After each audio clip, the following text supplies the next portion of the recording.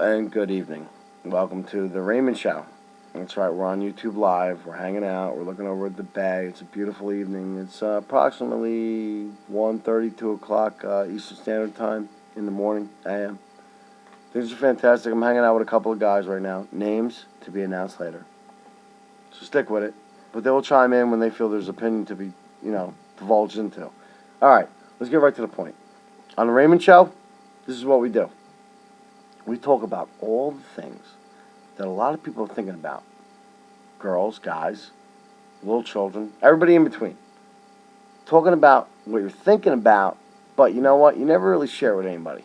And why don't you? For a couple of reasons. One, you probably think like it's just so far out there you don't want to share it with somebody else.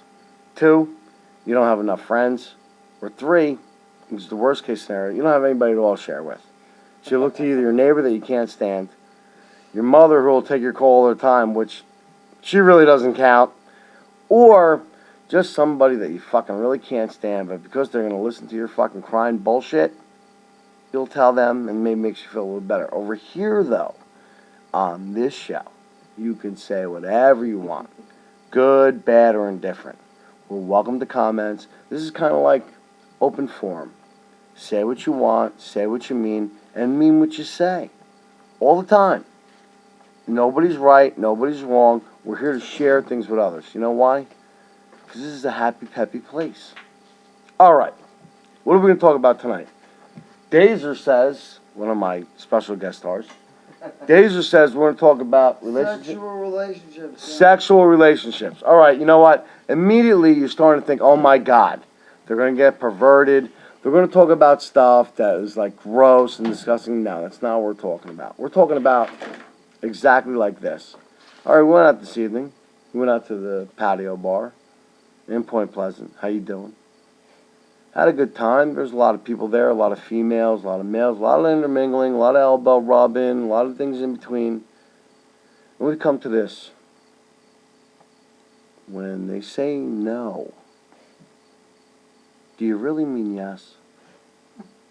Because you know, girls, I'm speaking to you right now. Speaking to you right now, girls. You know, when you're in the front seat of the car, you're getting dropped off, or maybe you're still in the car and you haven't even left the bar yet. I know. You know what I'm talking about. Some of you girls out there are saying, yeah, that's me. That's me. I didn't even leave the bar. I was making out in the parking lot, okay? And that's cool. As a matter of fact, look me up. I'm that type of guy. Anyway. So, what we're really trying to get to is here, when you say no, do you really mean yes? Does it, like, increase the moment? Does it bring it up a notch, like Emerald says? I'm going to turn it up a notch. Because you know when the guy's making out with you, he reaches around, maybe gets, like, a little second base action, and the next thing you know, you're looking at him, or you're trying to say out loud because you're caught up in the moment, and you're saying, no. I can't do this. I can't do this. And then the next thing you know, the pants are unbuckled. And then what happens? Yes. Down to the ankles, and then it goes from, no, I can't do this. No. Yes. And whatever the guy's name is at that moment. Who knows? I don't know about that. I don't know. Powers. Finger me in the butt. All right, did you hear that? I'm not agreeing with that, but again, this is open forum. We bring in all suggestions. It's like a gigantic suggestion box that we all want to share with. So maybe, just maybe, we can make the world a better place. It's something that can be done. I saw a few ladies out this evening that were wearing close to next to nothing. My point is this. Ready? You go out like that.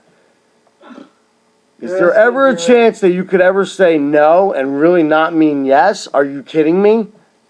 The skirt's creeping up the ass or the shorts. Your boobies are sticking out with headlights like in the middle of the dark. You could probably hit a reindeer. Okay?